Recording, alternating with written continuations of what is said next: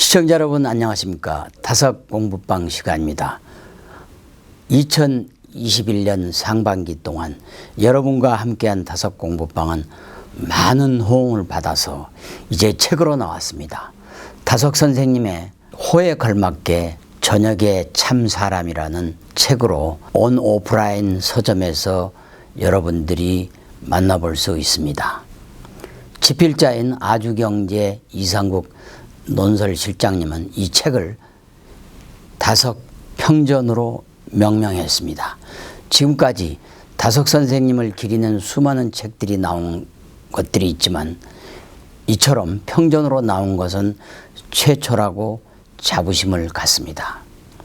종교나 철학을 공부하지 않는 사람도 쉽고 간결하게 이해할 수 있게 된 책이기 때문에, 평전이기 때문에 여러분들의 많은 호응을 바라겠습니다.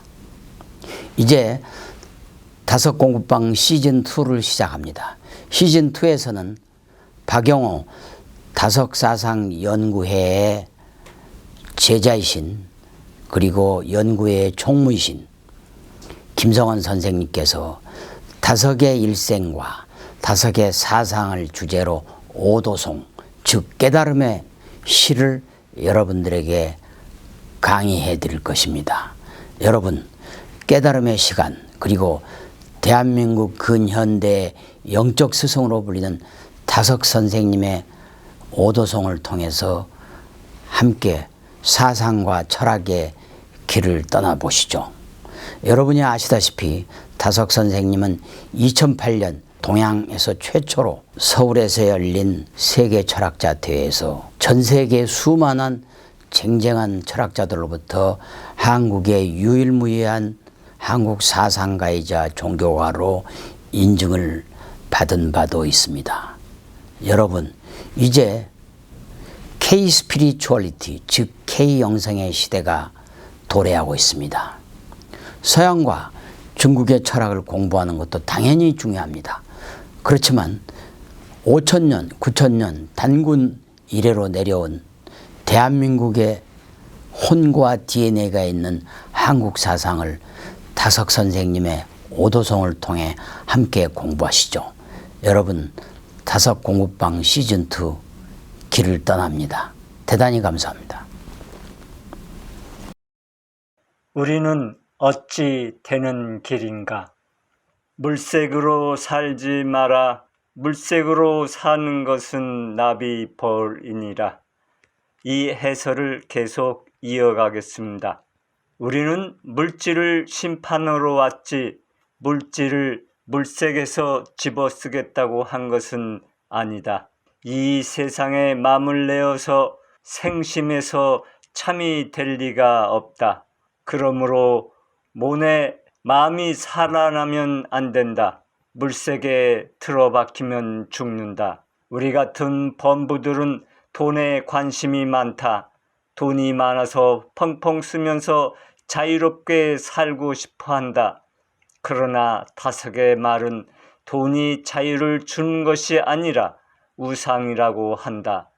귀 있는 자들은 들을지어다. 사람들은 돈을 모으면 자유가 있는 줄 아나 그것은 어리석은 생각입니다. 사람들이 하는 영업이나 경영이 자기 몸뚱이만을 위한 짓이라면 그것은 서로의 평등을 좀먹습니다. 경영을 하게 되면 이익을 추구하게 되고 그렇게 되면 평생 동안 모으려고만 하게 될 것이니 자유와 평등이 있을 리가 없습니다. 돈에 매여 사는 몸이 무슨 자유겠어요. 매인 생활은 우상 생활입니다. 다섯어록. 우리가 사업한다는 것은 결국 돈 벌자는 것이 대부분인데 그 업 가운데 하나가 학업이 되었다고 한다. 그래서 사업이고 학업이고 밥줄 떨어지지 않게, 아니 밥줄을 더 잘 잡으려고 하는 업이 되고 만 것 같다. 이것이 일반적인 추세다.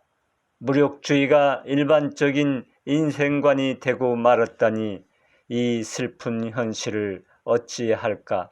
부자가 가난한 사람보다 물질적 부를 더 많이 누릴 수는 있어도 정신적으로 빈곤한 삶을 영위하는 경향은 훨씬 크다고 한다. 그런데도 사람들이 부를 쫓는 것은 무슨 일인가?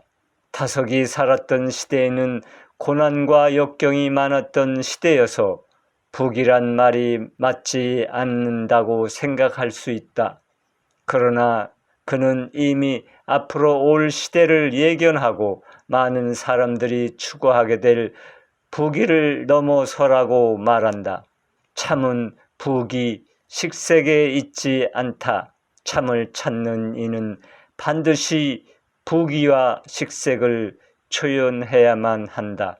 부귀일이란 말은 세상 사람들이 감투, 권력과 재물만을 찾는 시대란 말이다. 학식을 가진 이나 모르는 이나 다 마찬가지다. 모르는 사람은 몰라서 그렇다고 하지만 아는 사람도 아는 것은 부귀뿐 진리는 모른다. 부귀란 식색의 사회적 표현이다. 부귀를 넘어서야 참을 안다.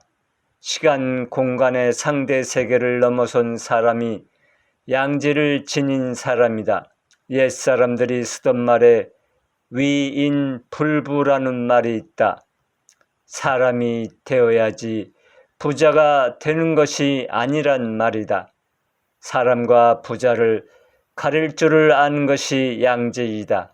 사람의 본성은 사람이 되는 것이지 부자가 되는 것이 아니다. 부귀는 힘과 빚 때문에 사람에게 필요하다. 그러나 사람에겐 정신력의 얼빛이 어두워진 뒤에 부귀를 가지고 대신하려면 그것은 인류 멸망의 징조다. 타석어록 개인의 행복과 영화를 추구하는 것은 신에 대한 불경이며 필요 이상의 재물을 가지는 것은 도둑이나 다름없다.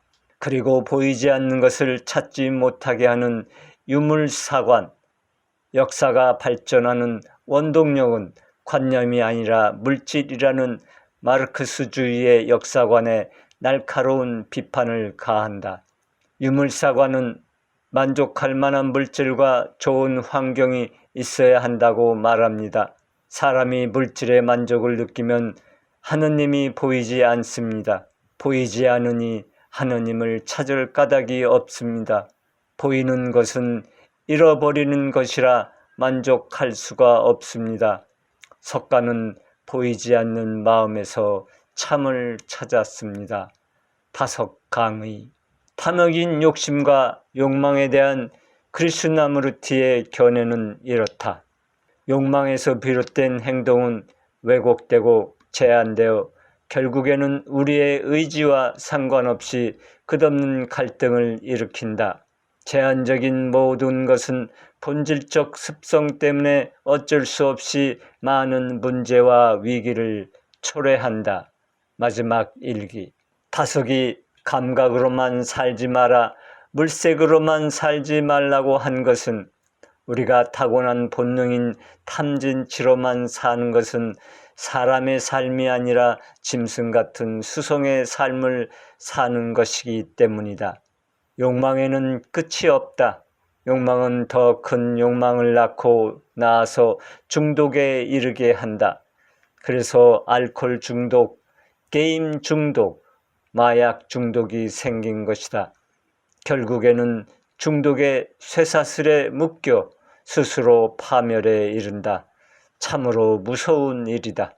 이것을 끊는 일이란 물색으로 점철된 자신의 삶을 완전히 청산하고 참된 스승을 만나 새로움으로 사는 것이다. 스님들이 수행할 때 제일 경계하는 것이 탐진치의 유혹이다. 타석은 탐진치의 삼독에서 벗어나기 위해 노력하고 또 노력했다. 하루 한 끼 먹는 것조차 한 번은 탐욕을 저질렀다고 할 정도다.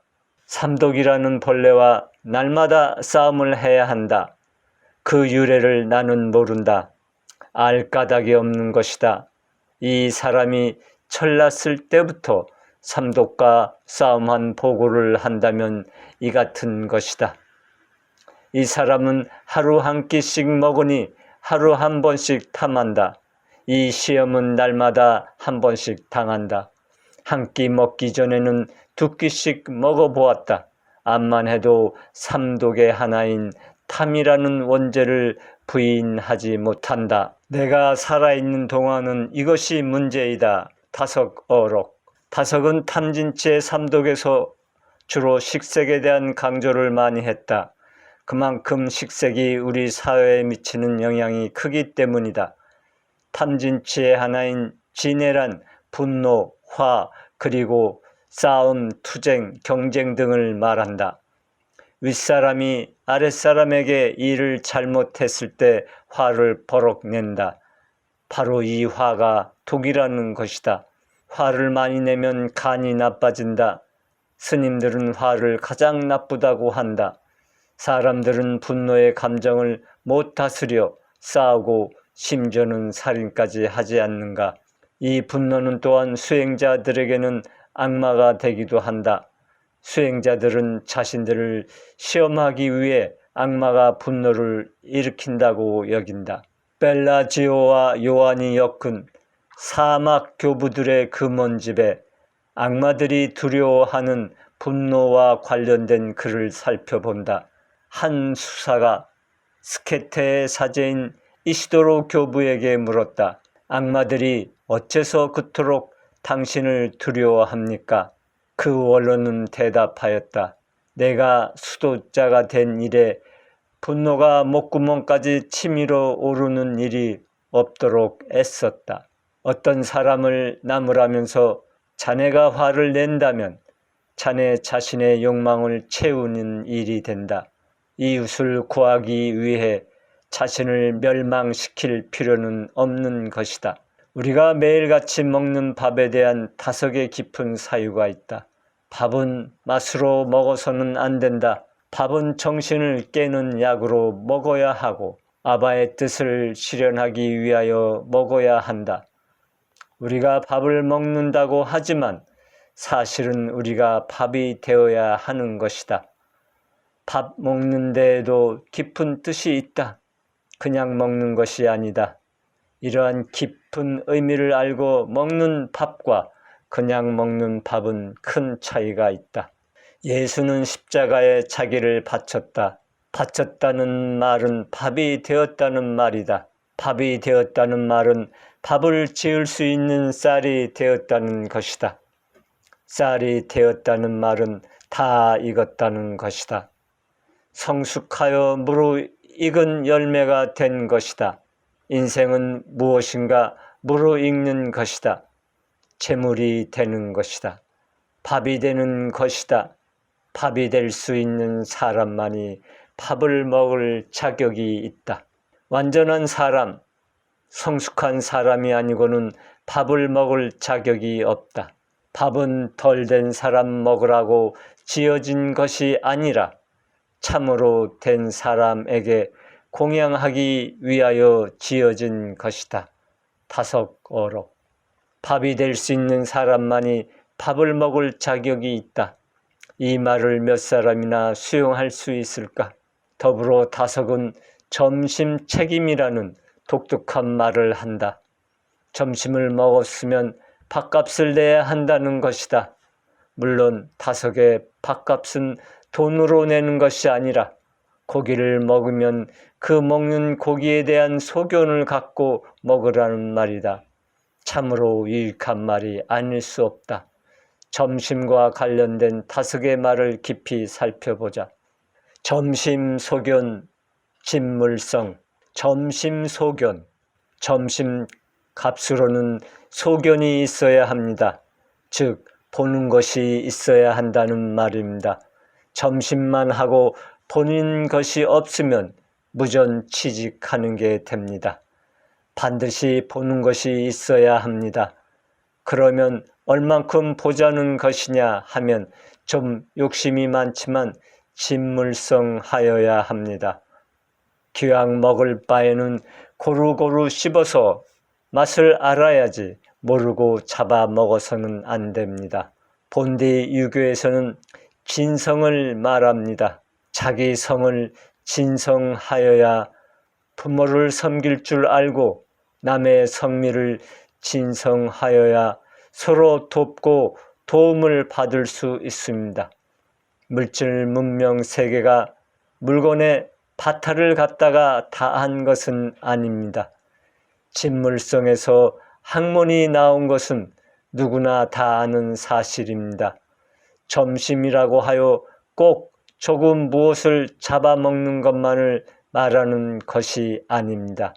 입이 좀 궁금하고 섭섭해서 집어먹는 식으로는 점심이 되지 않습니다. 사물과 나와의 관계가 있게끔 점심 소견이 따라야 합니다. 소견을 생각하고 집어먹으면 물건의 소견을 다할 수 있습니다. 닭고기를 먹는데도 닭만큼 일찍 일어나고 부지런히 일할 줄 알아야 닭고기를 먹는 본의가 있습니다. 닭에 대한 소견을 하고 잡아 먹어야 하는 것입니다. 점심 소견하지 않고는 정말 고기 맛을 모르는 것입니다. 다섯 강의. 욕망이 커질수록 정신이 혼미해지고 욕망이 작아질수록 정신이 맑아진다. 정진하는 것은 욕심을 버립니다. 욕심을 놓아 버리면 된다. 즉, 나란 죄나를 줄이고 줄여서 무아로 가는 것이다. 아공이 되어 나란 것조차 공한데 무슨 돈이, 권력이, 명예가 필요하단 말인가.